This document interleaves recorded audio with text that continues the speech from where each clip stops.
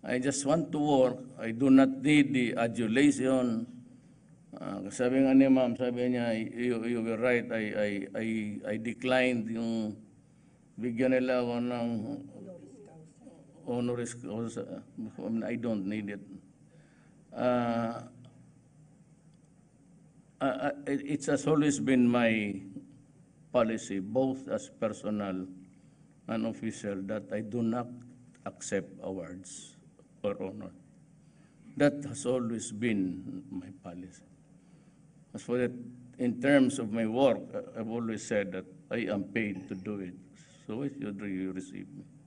Why should you give me so many awards? Bayad na ako eh. So wala nang akin lang is yung tamang trabaho lang po sana at maibigay talaga sa Pilipino yung pera nila.